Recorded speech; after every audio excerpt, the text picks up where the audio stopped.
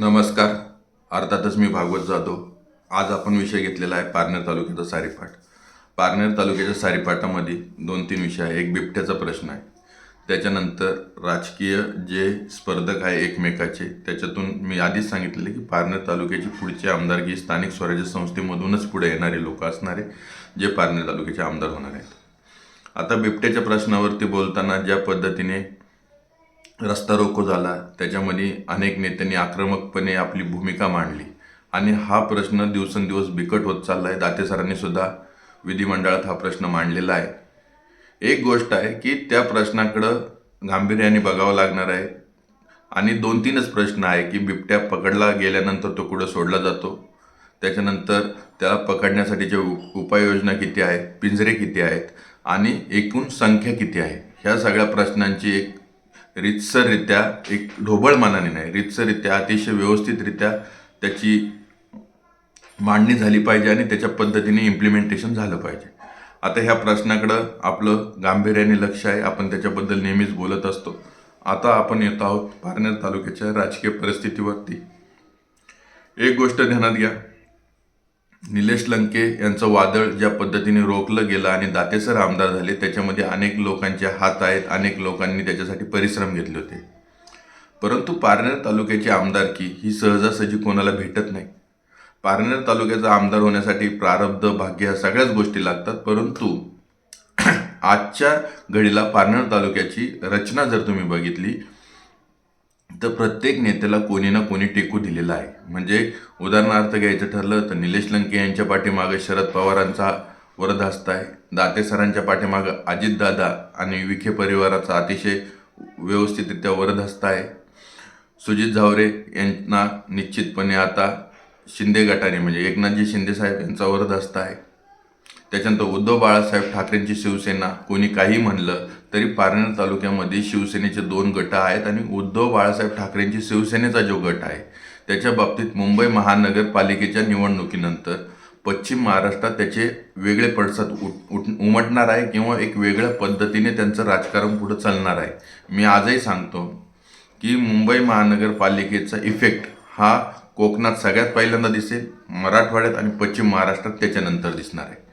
आता याच्यामध्ये श्रीकांत पठारे आहेत, त्यांचंही राजकारण अतिशय वेगळ्या पद्धतीने आहे. एक धोरणिक राजकारण आहे, शांत संयमीरित्या त्यांचं एक राजकारणाची एक आपली ठेवण असते आणि त्याच्या पद्धतीने ते लढत असतात.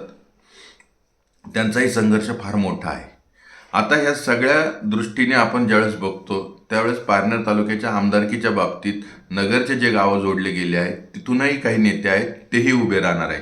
जर चौरंगी पाचरंगी फाईट झाली आणि जर त्यावेळेस नगरची व्यक्ती जर पारनेर तालुक्याची आमदार झाली तर फार मोठं काय बदल आहे किंवा फार एक वेगळा चमत्कार झाला आहे असं अजिबात नाही आहे. काही कारणं आहेत.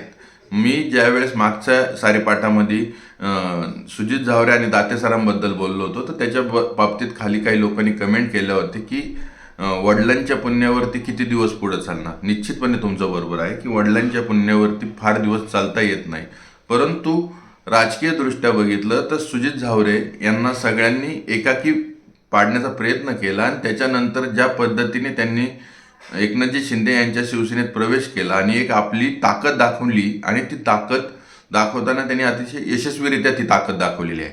एक गोष्ट ध्यानात घ्या, दाते सर हे ज्यावेळेस मी म्हणत होतो पारनेर तालुक्याचे आमदार होतील आणि ज्यावेळेस निलेश लंके यांच्या गटातून ज्यावेळेस एक आवाज यायचा की 1 लाख कमीत कमी आपण 1 लाख मतांनी जिंकून येऊ, हा जो आवाज येत होता, ज्या पद्धतीने कार्यकर्ते गावागावांमध्ये फिरत होते, त्याच वेळेस मला वाटत होते की दाते सरांसाठी ही अतिशय सुजलाम सुफलाम जमीन झालेली आहे. त्याचं कारण म्हणजे पारनेर तालुका हा कधीही कोणीही पारनेर तालुक्याला गृहीत धरू शकत नाही असा हा तालुका आहे. दाते सरांनी ज्यावेळेस राजकारणामध्ये प्रवेश केला होता त्यावेळेस दाते सरांची सुरुवात ही शून्यातून झालेली, म्हणजे साखर कारखान्याच्या संचालकापासूनची त्यांची सुरुवात आहे. आणि ही सुरुवात होत असताना दाते सरांनी उद्योजकता काय असते किंवा उद्योग करताना कशा यशस्वीरित्या पुढे केला पाहिजे हेही त्यांनी दाखवून दिलं होतं. परंतु त्यांचा प्रवास हा वसंतराव झावरे साहेबांबरोबरचा आहे, त्यांचा प्रवास हा जे माजी आमदार विजय आवटे यांच्याबरोबरचा आहे आणि ह्या प्रवासून दाते सर जडण घडत पुढे आलेले आहेत. त्यामुळे त्यांचा जनसंपर्क जो होता तो अतिशय वेगळा होता. निलेश लंके यांचा जनसंपर्क जो होता हा तरुणाई होती. निलेश लंके यांच्या पाठीमागची जी आजही त्यांची जी USB आहे ती तरुणाई आहे. परंतु दाते सरांच्या पाठीमागं एक USB होती, ती कार्यकर्त्यांची फळे आणि निलेश लंकेंच्या विरोधातली एकजुटता ही त्यांच्या बाजूनी होती. आणि कुठं ना कुठं ज्यावेळेस एखाद्या व्यक्तीवरती वैयक्तिक टीका केली जाते किंवा काही गोष्टींवरती टीका केली जाते, त्यावेळेस लोक नेहमी गोष्ट ध्यानात घेतात. म्हणजे ओव्हरऑल मी बोलतोय की एखाद्या मुलाचा दोष असेल तर तो वडिलांवरती काढला जात नाही.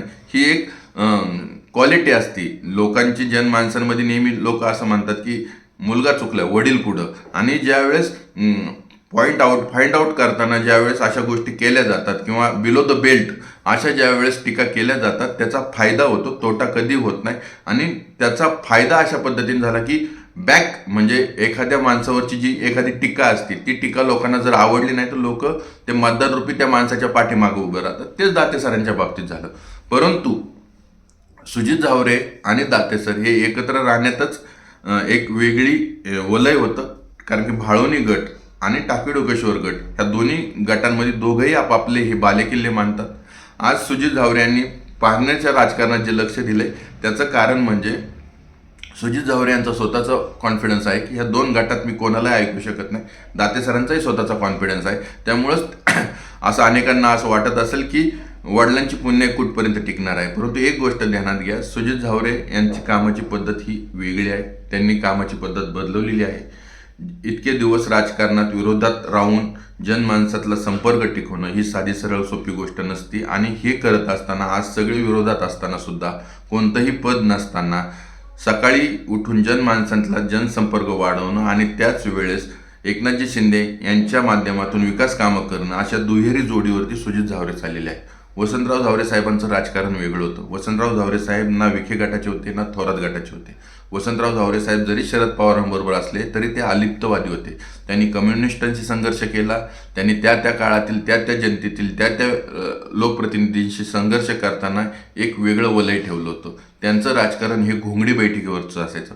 घोंगडी बैठक म्हणजे प्रत्येक गावातील मंदिरांमध्ये एक घोंगडी आपण टाकतो आणि त्या घोंगडीवरती कार्यकर्त्यांशी बोलणं, कार्यकर्त्यांची हितगुंज करून आपलं राजकारण पुढे नेणं. आता सुजित झावरे यांच्यासाठी सुद्धा तोच एक उपाय आहे की जनसंपर्क वाढवणं, विकासाचं काम करणं आणि घोंगडी बैठकांवरती जास्तीत जास्त भर देणं. याच्याशिवाय दुसरा पर्याय नाही. आता हे झालं दोघांच्या राजकारणाबद्दलचं. आता आपण येतो आहोत निलेश लंके यांच्याबद्दल. निलेश लंके यांच्या राजकारणातला जनसंपर्क हा त्यांची जी USB होती. आजही तुम्ही बघितलं असेल की शरद पवार साहेबांच्या वाढदिवसाच्या दिवशी ज्या पद्धतीने निलेश लंके यांनी तो वाढदिवस साजरा केला. निलेश लंके हे अतिशय चांगल्यारीत्या इव्हेंट ऑर्गनाईज करू शकतात. निलेश लंके हे तरुणांबरोबर अतिशय मनमोकळ्या पद्धतीने बोलतात. परंतु जेव्हापासून ते खासदार झालेले आहेत त्यामुळं पारनेर तालुक्यातल्या जनतेबरोबरची जी नाळ होती किंवा पारनेर तालुक्याच्या कार्यकर्त्यांची एक वेगळी फळी होती ती दिवसेंदिवस नाही म्हणलं तरी काही लोक सुजित झावरेंबरोबर चालले आहेत, काही लोक दाते सरांबरोबर चालले आहेत. ही वस्तुस्थिती आहे. तुम्ही जर बघितलं तर दाते सरांना एखाद्या निलेश लंकेंच्या कार्यकर्त्यांनी एखादं काम सांगितलं असेल तर ते काम दाते सर अतिशय आवर्जूनरित्या करतात. त्याच्यानंतर ते जे काम आहे ते झाल्यानंतर त्या गावात जातात, ते त्या कार्यकर्त्याला भेटतात. ही आहे दाते सरांची सौजन्य आणि एक वेगळी राजकीय मुरबी राजकारणाची त्यांची एक ओळख आहे. दुसरीकडे सुजित झावरे यांच्या कामाची पद्धत जर तुम्ही बघितलं तर मनमोकळेपणाने बोलणं, एक आदबशीररित्या पुढच्यांचे प्रश्न समजून घेण्यासाठी टाईम देणं आणि पुढच्यांचं म्हणणं काय आहे त्याच्यावरती एक वेगळ्या पद्धतीने विचार करण्याची त्यांची एक भूमिका आहे. दोन्ही राजकारणाचे जे गड आहेत, दोन्ही राजकारणाची जी फळे आहेत ती येते भाळवणी गट आणि टाकीडोकेश्वर गट. ह्या दोन्ही गटांमधलं राजकारण हे नात्यागोत्याचं राजकारण आहे. ह्या राजकारणामध्ये एक वेगळं वलय आहे. मी अतिशय व्यवस्थितरित्या मला सांगू शकतो की पारनेर तालुक्यातील हे दोन गटामधले लोक जे आहेत हे नोकरीवरती किंवा उद्योगधंद्यांवरती मोठे झालेले हे घराणे आहेत. म्हणजे कोणतेही त्या गावागावांमधले. त्यामुळं त्या गावातले वलय जॉईंट फॅमिलीचे आहेत. त्या गावातील फारसं पाण्याचा प्रश्न तिथं निगडीचा आहे. त्याच्यावरती कशा पद्धतीने लोक विचार करतात याच्यावरही लोक मतदान करत असतात. हा तो बेल्ट आहे. दुसरीकडं सुपा गट, पारनेर गट हा थोडा MIDCला डायव्हर्ट झालेला बेल्ट आहे. एक तिथून हायवे गेलेला आहे. त्यामुळं एक रोजगार निर्मिती, MIDCचे कामं आणि त्या भागातील तरुणांमधलं ॲग्रेशन ह्या सगळ्यावरती अवलंबून असलेल्या गटातून निलेश लंके पुढे येत आहेत. निलेश लंके यांच्या समोरच्या दोन गोष्टी आहेत. एक, पारनेर तालुक्यातला जनसंपर्क टिकवणं. दुसरं, आज विरोधात असताना सुजय विखेंनी जसे ते पराजित झाले तसा त्यांनी पराजय मान्य केलेला नाही. सुजय विखे यांनी निलेश लंके यांच्या बालेकिल्ल्यातूनच अनेक लोकांना एक वेगळ्या पद्धतीने टेकू दिला आहे, एक वेगळ्या पद्धतीने त्यांनी त्यांच्या पाठीमागं ताकद निर्माण केली आहे. दुसरीकडं सुजय विखे यांनी पारनेर तालुक्याच्या राजकारणामध्ये सगळ्यांना एक संघ ठेवण्यासाठी पुरेपूर त्यांचा प्रयत्न असतो आणि एक स्टॅटिस्टिक राजकारण किंवा बेरजेचं राजकारण, निवडून येण्यासाठी लागणारं मतदान आणि त्यांना मिळणारं मतदान. निलेश लंके यांच्यासमोर 3 गोष्टींवरती त्यांना लढाई आहे. एक, आपले कार्यकर्ते टिकवणं, दुसरं स्टॅटिस्टिक राजकारण आणि तिसरं राजकारणामध्ये जसं सुजय विखे यांनी पराजित झाल्यानंतर निलेश लंकेंच्या काही जमेच्या बाजू उचलल्या, त्या म्हणजे जनसंपर्क. त्याच्यानंतरचं जनतेत मिसळताना कधीही त्यांच्याबरोबर तुम्ही फिरत असाल किंवा त्यांना जेव्हा भेटाल, एक इगोस्टिक राजकारण जे त्यांच्या खालचे जे PA असायचे ते करतात, तसं सुजय विखेंचं नाही आहे. इगोस्टिक राजकारण नाही, शांत रीतीने पुढच्यांचा प्रश्न समजून घेणं, त्याच्यावरती एक 5-10 मिनिटानंतर त्याला उत्तर देणं आणि पुढच्याचं म्हणणं कशा पद्धतीने येतं याच्यावरती त्यांची रिॲक्शन अतिशय सौजन्य, सभ्यतेने आणि संयमी असते. तीच भूमिका आता घेताना निलेश लंके यांच्या समोरची आव्हानं कोणती आहे की कामं कदाचित कमी होतील. कामं कमी होणं किंवा जास्त होणं लोकांना माहिती असतं की तुम्ही विरोधी आहेत, विरोधी बाकावरचे आहेत, त्यामुळे तुम्हाला निधी येण्यासाठी फार अडचणी असतात, हे लोक समजून घेऊ शकतात. परंतु जनमानसांचे प्रश्न वेगवेगळे असतात. मग रेल्वेचा प्रश्न तुम्ही जसा मार्गी लावलाय तसा तुम्हाला दुसरा प्रश्न आहे, शेतकऱ्यांचे प्रश्न आहेत, GI टॅग आहे, त्याच्यानंतर ॲक्सिडेंट होणारे जे रोडवरती जे स्पॉट आहेत ते आहे, त्याच्यानंतर ज्या ठिकाणी मी निश्चितपणे सांगतो की मतदारसंघ मोठा आहे, कार्यकर्त्यांची फळी लागणार आहे, पण ज्या ठिकाणी तुम्हाला जे तुम्ही कार्यकर्ते निवडले आहेत त्यांच्या पाठीमागं तुम्हाला बळ देताना एक गोष्ट निश्चितपणे बघावं लागणार आहे की त्या भागातील प्रश्न काय आहे. तुम्हाला निश्चितपणे मी सांगू शकतो की पर्सनली कॉन्टॅक्ट करणं तुम्हाला अवघड जातं. तुम्ही खासदार आहात, आमदारकीत असतानाची गोष्ट वेगळी होती, परंतु सामाजिक प्रश्न हे प्रत्येक भागाभागातील वेगळे आहेत. मग GI टॅग मी मुद्दामून सांगतोय की तुम्ही याच्यावरती ज्यावेळेस लक्ष द्याल त्याच्यानंतर निश्चितपणे शेतकऱ्यांना काही गोष्टींचा फायदा होणार आहे. कांद्याच्या बाबतीतला प्रश्न आहे, कांद्याला मिळणारा भाव असेल, टोमॅटोला मिळणारा भाव असेल, याच्यावरती तुम्हाला ज्वलंत प्रश्न मांडायचे आहेत. ज्या पद्धतीने अमोल कोल्हेंनी अनेक प्रश्न जे मांडले जातात लोकसभेमध्ये, तशा प्रश्नांची एक सरबत्ती तुम्हाला निश्चितपणे तिथं मांडावं लागणार आहे आणि त्याचा एक इफेक्ट तुम्हाला दिसणार आहे. हे ज्यावेळेस मी सांगत असताना श्रीकांत पठारे नावाची ही व्यक्ती, हे वादळ हे वेगळं आहे, हे रसायन वेगळं आहे. त्यांचा संघर्ष आज नाही म्हणलं तरी सगळ्यांबरोबर असला तरी कोणाही बरोबर नाही. ते ज्या मतदारसंघातून आहेत त्या मतदारसंघातून बेरीज वजाबाकी ते कोणाबरोबर करणार आहे आज कोणीच सांगू शकत नाही. पारनेर तालुक्याच्या राजकारणामध्ये कोण कोणाचा मित्र आणि कोण कोणाचा शत्रू हे जिल्हा परिषदेच्या राजकारणानंतरच कळणार आहे. जिल्हा परिषदेचं राजकारण हे जिरवाजिरवीसाठी असतं, याला पाड त्याला निवडून आण.